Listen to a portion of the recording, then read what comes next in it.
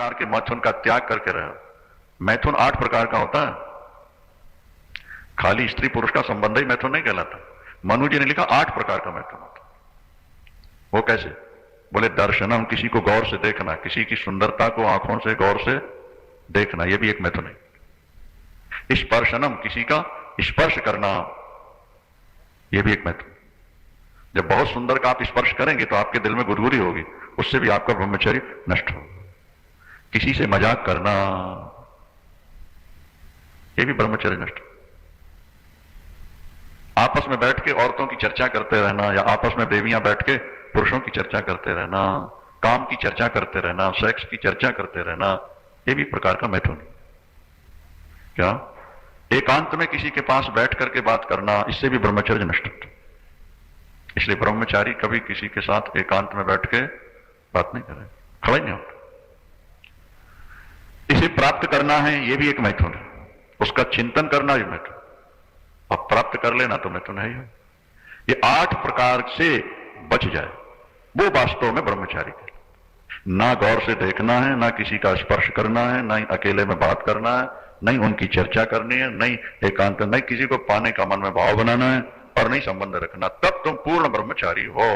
और अगर इस प्रकार का ब्रह्मचर्य तुम पालन कर लो तो दुनिया के सारे यज्ञ, दान, पूजा पाठ, हिमालय की गुफाओं का तप एक तरफ और ब्रह्मचर्य का पालन एक तरफ। शास्त्र कहते हैं, भगवान कृष्ण स्वयं कहेंगे आगे, काम त्यागा तपस्मृतम, काम त्यागा तपस्मृतम। और वास्तव में तुम्हारा मन एक बार काम से मुक्त तो जाए। देखो अंदर आपकी बुद्धि दिन दूनी रात चौगुनी बढ़ती है कि नहीं बढ़ती? कोई स्त्री विधवा हो गई, अब उसको तुम ब्रह्मचारिणी कहने लगो, ठीक है, हो सकती कोई ब्रह्मचारिणी रह रही है, और नहीं, शरीर से संबंध मिट गया है पर मन से उसका चिंतन वही चल रहा। शादी नहीं कराई, लोग कह रहे ब्रह्मचारी है, ठीक है, लेकिन अंदर क्या पता कि वो ब्रह्मचारी है कि व्यभिचारी है? बोलो वृंदावन। ऊपर से संबंध न होने के बाद भी अगर अंदर से तुम्हारा चिंतन वही होता रहता है तो तुम ऊपर से ब्रह्मचारी हो, अंदर से व्यभिचारी हो। इसलिए ब्रह्मचर्यम मौनम।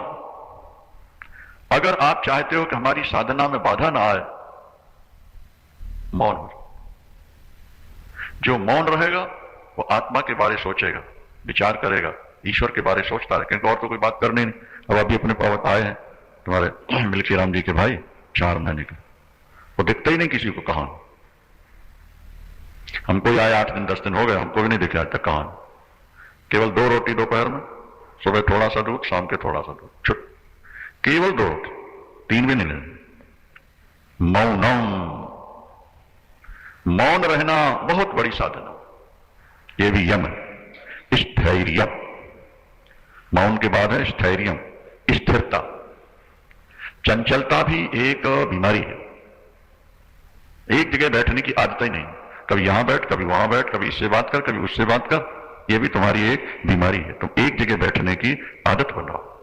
कई स्त्री पुरुषों को हमने देखा कि वो एक जगह बैठ नहीं सकते हैं, वो सारा दिन घूमते रहते, कभी इससे बात कर, कभी वहां बैठ, कभी वहां जा, कभी यहां जा, कभी वहां जा। एक जगह बैठने की आदत बनाओ। लोग हमारे पास आए ठीक है, लेकिन हमें किसी के पास जाने की जरूरत नहीं है। स्थिरता। इसके बाद है क्षमा। किसी व्यक्ति ने अपराध किया, हम उसको दंड दे सकते हैं, हमें दंड देने का सामर्थ्य है, लेकिन फिर भी हमने कहा जाओ इस बार तुमको माफ किया, आगे गलती नहीं कर। अपराधी को एक बार क्षमा कर देना, यह भी एक बहुत बड़ा पौरुष है, यम। और अभयम, हमेशा निर्भय रहना। गीता के 16वें अध्याय का प्रथम वाक्य है, अभयम सत्व संशुद्धि। अभयम। अच्छा देवी हो, तुम्हारे पति और तुम्हारे बेटे तुम्हारे साथ जा रहे हो तो तुम्हें भय लगता है? हाँ? और अकेली जा रही हो तो भय लगता है। निर्भयता तभी आती है जब पति या पिता या भाई साथ। तो आप, ईश्वर आपके अगर साथ है और ऐसा आपको विश्वास है तो फिर आपके अंदर भय नहीं आना चाहिए। अभयम, क्या भाई? निर्भय, प्रहलाद की तरह निर्भय होकर के जियो। जो होना है वो होना है, उसमें अन्यथा हो ही नहीं सकता। ये 12 है यम। अब आगे चलते हैं नियम। शौचम, पवित्रता, ये नियम है। शौचम। अब अपने शरीर को जितना ज्यादा तुम पवित्र रख सकते हो उतने तुम्हारी बुद्धि में विकास हो। कल आपने सुना कि 12 वर्ष में एक दिन ऐसा समय आया कि राजा नल पेशाब को गए और पैर धोए बिना आसन पर बैठ गए। पवित्रता रखो। जब शरीर में अपवित्रता होगी तो भूत प्रेतों का आक्रमण होगा। 2 संत कहीं जा रहे थे, एक संत अपवित्र थे, दूसरे पवित्र थे। एक संसारी बातें करते जा रहे थे, दूसरे प्रभु का नाम लेते जा रहे थे। और वहीं कोई जादूगर बैठे हुआ था, कोई विद्यार्थी ऐसे, उसने प्रयोग किया। जो चिंतन में थे, पवित्र थे, उन पर असर नहीं हुआ, और जो अपवित्र थे, गलत बातें कर रहे थे, उन पर असर हो गया और बीमार हो गए। पवित्रता ये ईश्वर का रूप है, देवताओं का रूप है, और अपवित्रता ये दैत्यों का स्वरूप है, भूत प्रेतों का स्वरूप है। इसलिए खाने में, पीने में, स्पर्श करने में, अभी कोई बता रहा था, बोले रात को हम 12 बजे आए महाराज, तब भी हमको नहाना पड़ता है। क्यों? बोले हमारी पत्नी कहती पता नहीं किस किस को छू के आए हो, तो इन कपड़ों में बिस्तर में लौटोगे तो मुझे नींद नहीं आई। बोले ऐसी ये महिला है कि नल लैट्रिन जाएगी तो नल खोल के जाती है, ताकि लौट के गंदे हाथों से टोंटी ना खोलना पड़े, तो पहले साफ करके फिर टोंटी बंद कर। पवित्रता सबके बस की बात नहीं है, लेकिन पवित्रता का निर्वाह हो जाना यह भी एक तप से कम नहीं, तप से कम नहीं है। जल से, मिट्टी से शरीर को पवित्र रखो और अच्छे विचारों से मन को पवित्र रखो। पवित्रता 2 तरह की है, बाह्य और आभ्यंतर। बाहर शरीर में कोई गंदगी ना लगी हो, किसी महापापी का स्पर्श नहीं हुआ हो, और उसको साफ कर दो। सूर्य प्रसंग में आपने सुना कि अगर आपको किसी पतित से बात करनी पड़े, किसी महापापी से बात करनी पड़े, तो वहां से हटते सूर्य भगवान को देख के नमस्कार कर रहे, तो अपवित्रता तुम्हारी नष्ट हो जाएगी। जल से स्नान करना, मिट्टी से शरीर को साफ करना, यह बाहर की पवित्रता है, और मन में गंदे विचार न रखना, यह अंदर की पवित्रता है। कोई गंदा है तो वो गंदा है ना, उसकी गंदगी अपने दिल में रख के फिर बोलने की क्या जरूरत, तुम्हारा दिल गंदा हो जाए।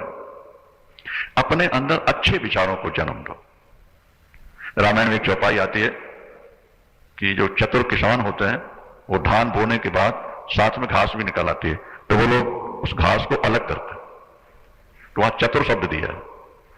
बोले घास निकालने में क्या चतुराई है? बोले नहीं, वो जो घास निकलती है वो बिल्कुल धान की तरह होती है। धान के अंदर, जीरी के खेत में जो झाड़ घास निकलेगी ना, वो धान के झाड़ की तरह होती है। उसकी किसान को बारीक पहचान होती है। अनाड़ी को दो तो वो तो धान के झाड़ उखाड़ के खेत से बाहर फेंक देगा। समझदार किसान होगा, वो घास घास तो निकाल देता है, धान धान को। तो कृषि निवारहि चतुर किसाना, कृषि निवारहि चतुर किसाना, और जिमि मद मोह तजय बुध नाना। राम जी कहते हैं लक्ष्मण से, देखो लखन, ये किसान लोग इतने चतुर हैं, घास निकाल निकाल के बाहर मेड़ पर रख रहे हैं। इसी तरह सद्गुण जो है वो धान के झाड़ हैं, और दुर्गुण जो है वो घास के समान है दोनों एक ही से। इन दोषों को अपने अंदर से निकाल के बाहर कर दो, सद्गुणों को अपने अंदर भर लो, तुम्हारा जीवन धन्य धन्य हो जाएगा। सुना तो बहुत है लोगों ने, अमल नहीं हो, और इसलिए लाभ नहीं होगा। लाभ तभी होगा जब सुना हुआ जीवन में ये 12 नियम है। शौचम, अपने शरीर को मिट्टी, पानी, सर्फ, साबुन से साफ रखना, अपने मन को अच्छे विचारों के द्वारा साफ रखना। मन में अपने गंदगी नहीं लाओ। दूसरा गंदा है ना, उसकी गंदगी तुम अपने पास क्यों लाओ? 3 सज्जन कहीं जा रहे थे, रास्ते में कुत्ता मरा पड़ा था, उसमें से दुर्गंधी निकल रही थी, स्मेल। तो जैसे ही पास में पहुंचे, एक ने नाक दबाई,